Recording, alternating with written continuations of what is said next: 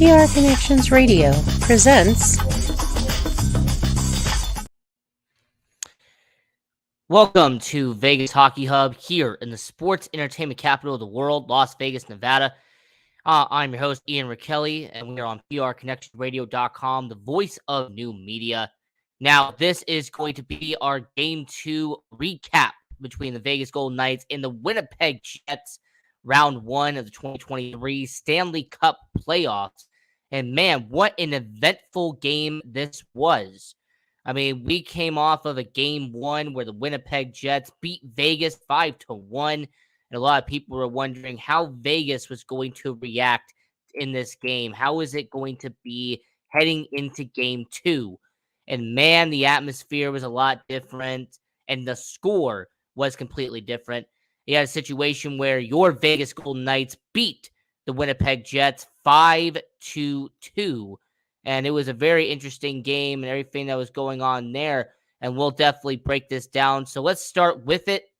In the first period of the game, the Winnipeg Jets, they came out guns a-blazing as they had the first goal of the game. And the Winnipeg Jets made it a 1-0 affair when Adam Lowry had his third goal of the postseason. He got it at the 9-minute mark past Laurent Brisebois.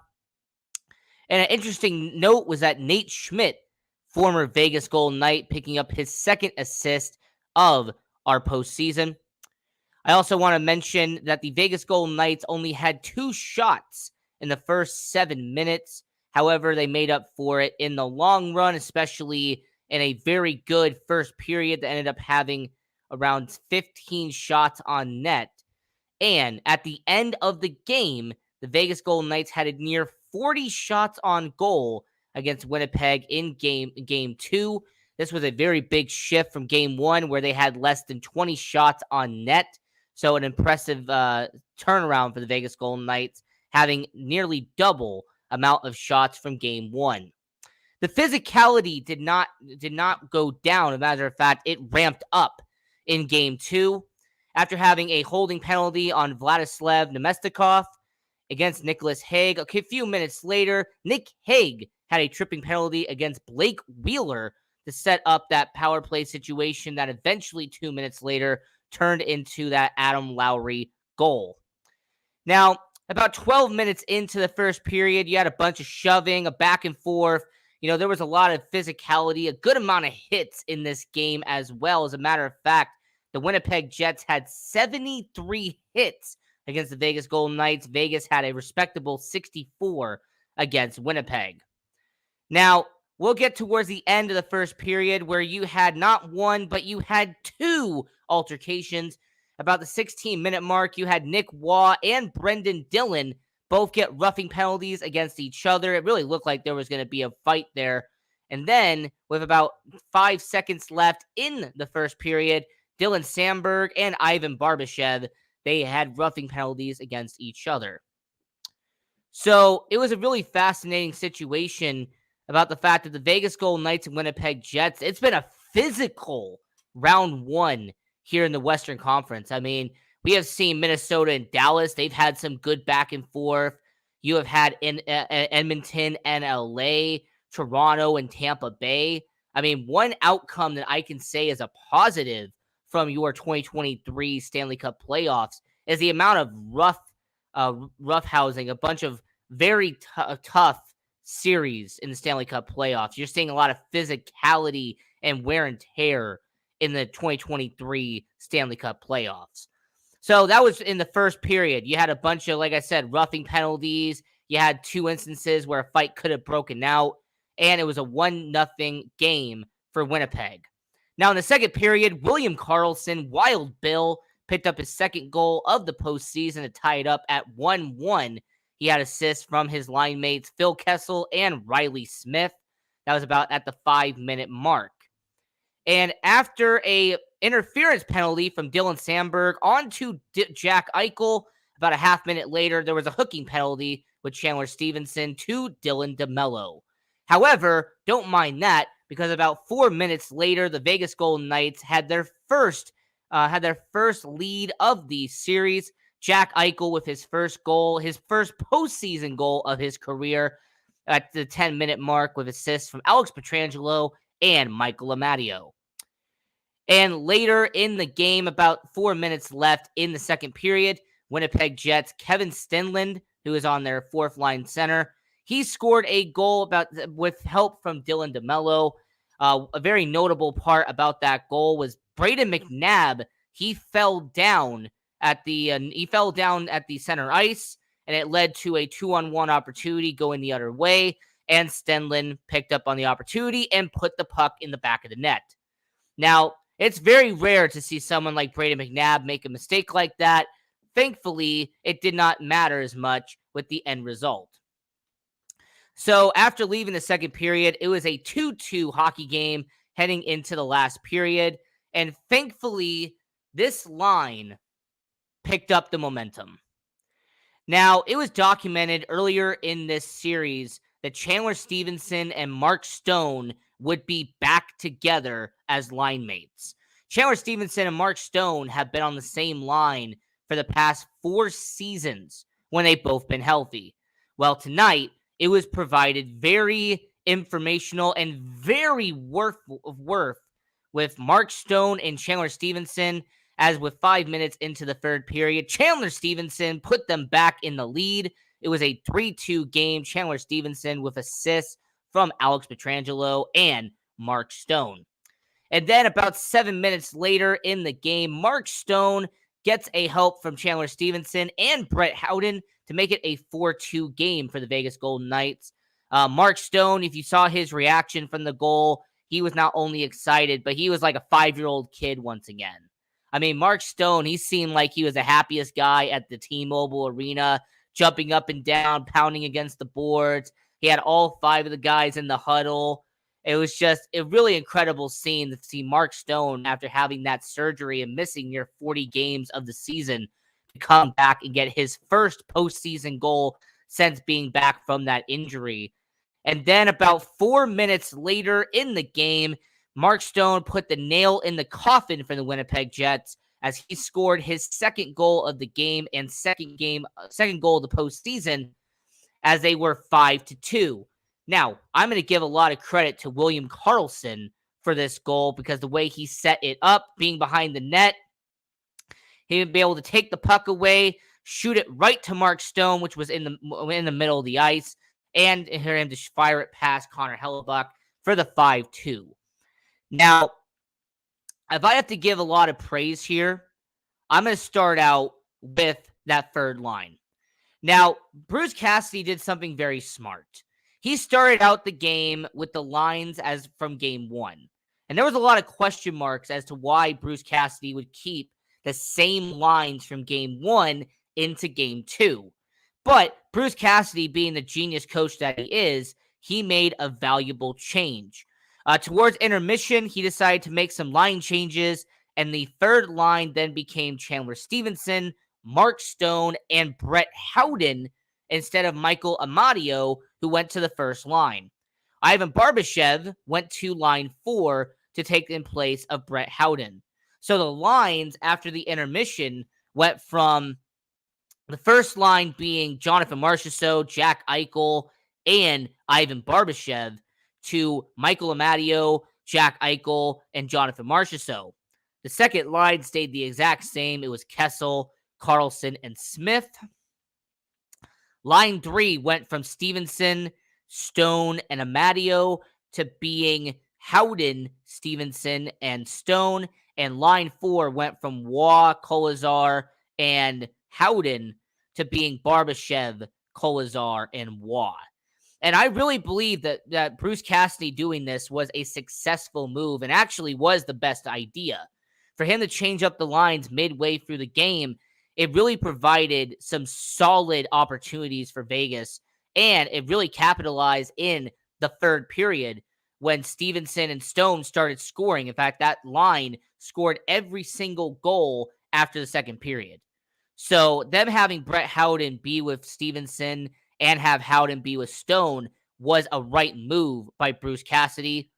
And I will not be surprised if in the next game in Winnipeg, your Vegas Golden Knights keep that line similar to what we saw in the last period. As a matter of fact, I would kind of put a little bit of a bet out there that the Vegas Golden Knights will probably keep some of the line changes they did in this game tonight, moving forward in this series against Winnipeg.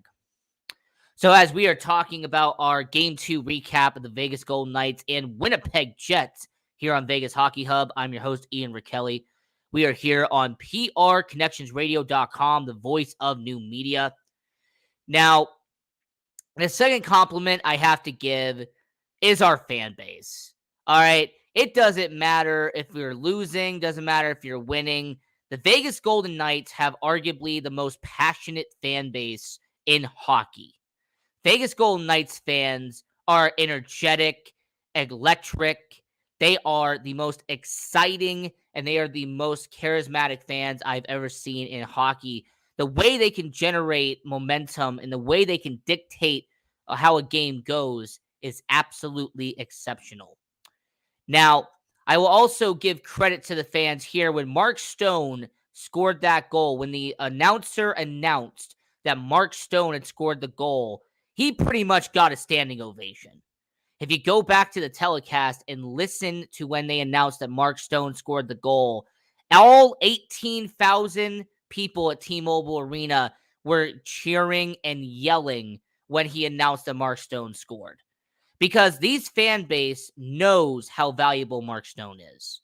Vegas Golden Knights fans are well aware why Mark Stone is the captain of your Vegas Golden Knights.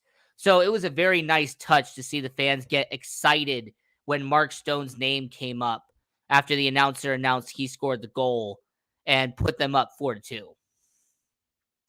Now, if I was going to do a 1-star, 2-star, and 3-star, I'm going to give, obviously, I got to give the first star to the goaltender, okay?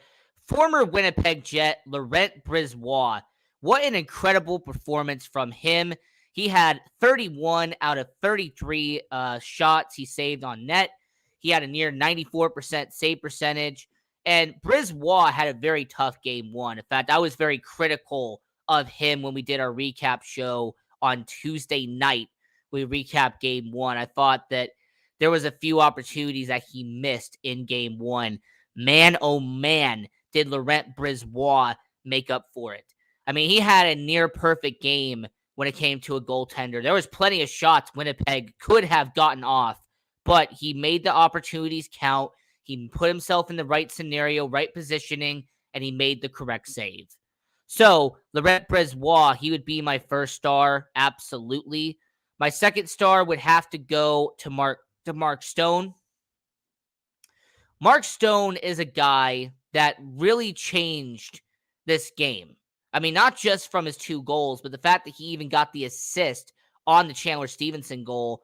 It really told me that Mark Stone will definitely be a huge factor in not just this series, but if they make it out, the entire postseason for your Vegas Golden Knights. Your captain of your Vegas Golden Knights, he is going to be, whether people like it or not, he is going to be an X factor for Vegas in this postseason, no doubt about it. And my last star of the game, my third star of the game, would be Chandler Stevenson. I just got to say that Chandler Stevenson having 2 points in this game, a goal and an assist, but he was there all night. When you watch the telecast, Chandler Stevenson was making moves all night long. He was always in the action. He caused a lot of interesting notes to happen. And I will say that Chandler Stevenson and Mark Stone being back together as a line is very good for the Vegas Golden Knights moving forward. Now, if there's any other notable things that happened in Game 2, well, first off, there was the Jack Eichel situation. Jack Eichel and Vladislav Namestnikov, they had a good shoving match towards the second period. You had some good back and forth where you had guys pushing and shoving all night long. And outside of the Sandberg and Waugh, and outside of maybe Dylan and Waugh, you really didn't see any fights. There was nobody who dropped the gloves, anything like that.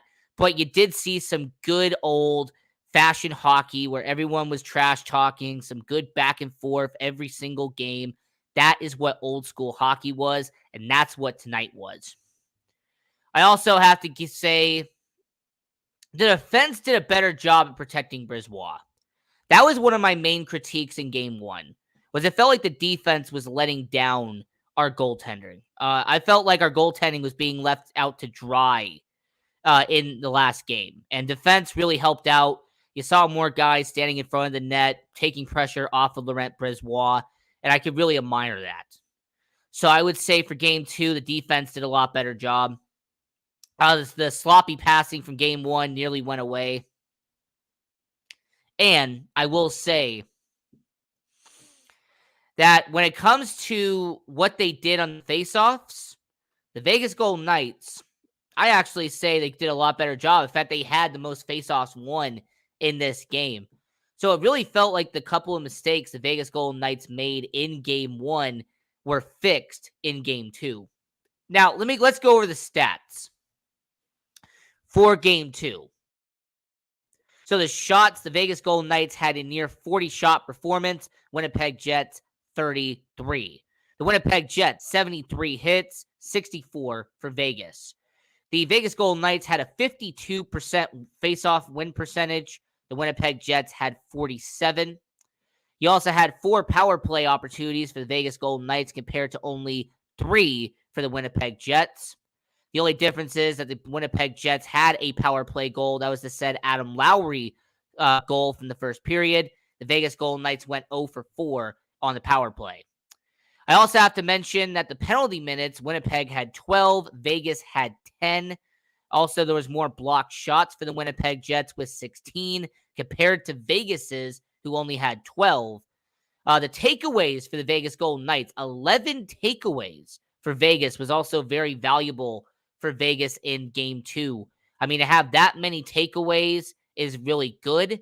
Only 9 giveaways for the Vegas Golden Knights. Meanwhile, the Winnipeg Jets had a whopping 16 giveaways. So it really tells you the whole story there.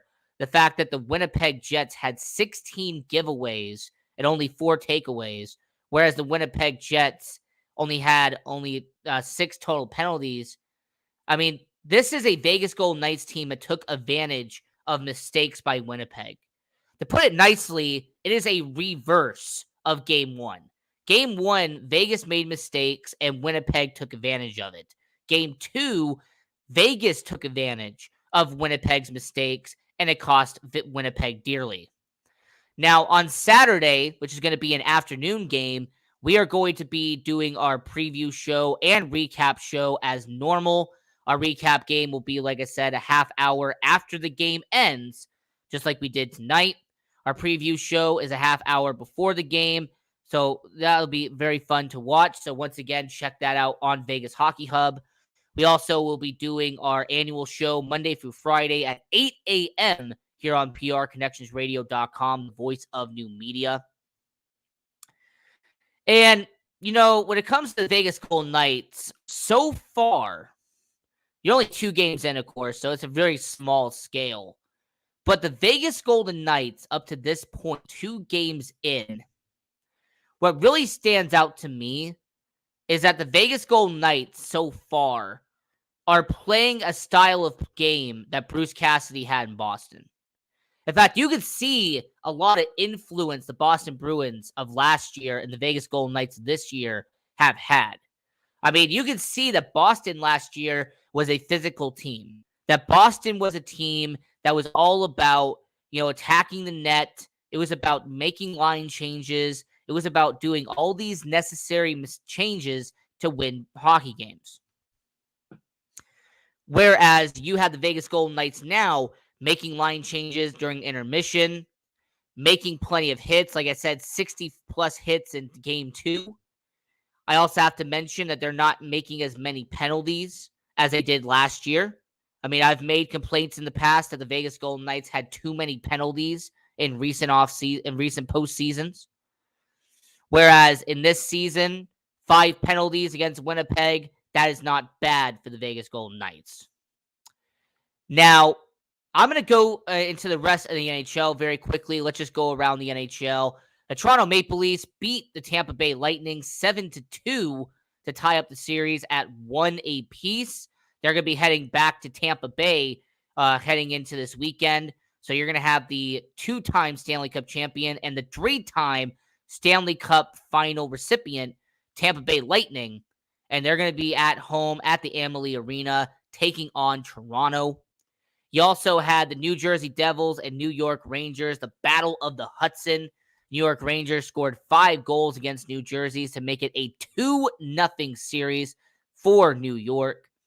And they are going to be heading to Madison Square Garden. You're going to be heading to the most iconic arena in North America. You're going to be heading to the Mecca of New York. And it's really going to be fascinating to see the energy in the crowd and the energy of Madison Square Garden as the New York Rangers are going to be at home this weekend, taking on the New Jersey Devils and are up 2-0. You also have the Colorado Avalanche and Seattle Kraken. Now, Seattle Kraken took a 2-0 lead in the beginning of the game. Colorado had a late comeback to win 3-2 and it tied up at 1 apiece. Now, the great news is for Seattle Kraken fans is this upcoming weekend, you are going to be having Stanley Cup playoff hockey. The Seattle Kraken are going to be having playoff hockey at Climate Pledge Arena. So that's going to be amazing for all of our fans out in Seattle. The fact that you are going to get to see your Seattle Kraken play playoff hockey, it's going to be incredible. And I also want to do a brief mention of what's going to happen coming up. So on Friday, you are going to be having the New York Islanders have a 2-0 deficit against Carolina. Will be at the UBS Arena, the newest arena in the NHL. You also have the Boston Bruins and the Florida Panthers, and they will be playing at Sunrise. And Boston Bruins tied at 1 apiece. Hopefully, President's Trophy curse does not affect Boston. We'll have to wait and see on Friday. Also, the later games on Friday, you will have the Dallas Stars and the Minnesota Wild. You're going to be having a matchup that has been very interesting up to this point. Game 1 was multiple overtimes. Game 2, Marc-Andre Fleury just came up a bit short as the Dallas Stars scored 7 goals that night. And then the latest game will be the Edmonton Oilers, led by Connor McDavid, the best hockey player in the world, as they'll be going to the Crypto.com Arena, heading to LA, taking on the LA Kings. And based off of what I know about LA Kings fans are passionate, LA Kings fans are loud, and LA Kings fans always get ready when playoffs start. So you're going to have some fantastic games on Friday, and then on Saturday, you're going to have the afternoon game with Winnipeg and with Vegas. You're going to be going to the MTS Palace out there in Winnipeg, and it is going to be an amazing series to watch, not just because of how electric Winnipeg Jets fans are, but also how insane Winnipeg Jets fans become when playoffs hit. I mean, this is a Winnipeg Jets fan base that will wear all white to a game. This is a Winnipeg Jets team that will represent an entire province and will do it proudly out there in Manitoba. So you're going to have Vegas versus Winnipeg at 1 o'clock. At 4 o'clock, you're going to have Toronto versus Tampa, like I mentioned earlier. And you're going to have New Jersey versus New York at 5, and Seattle versus Colorado at the 7 p.m. time slot. So, once again, for all the people watching around the world, this was our Game 2 recap of the Vegas Golden Knights and Winnipeg Jets here on PRConnectionsRadio.com, the voice of new media. This is Vegas Hockey Hub. I'm your host, Ian Rakelli, and I want to mention to everyone watching around the world, Saturday at 8 a.m. will be our normal show that we do every single day at 8 a.m. And then at noon will be our Game 3 preview show between Vegas and Winnipeg. And then about 4 p.m. will be our Game 3 recap like we did in Game 1, as we're doing right now in Game 2. So this was a fantastic edition of Vegas Hockey Hub. This was our Game 2 recap between Vegas and Winnipeg. It was a great game. The Golden Knights can win this series, no doubt. And until next time, I'm your host, Ian Rakelli, and continue watching hockey. Go support junior hockey, and go Knights, go.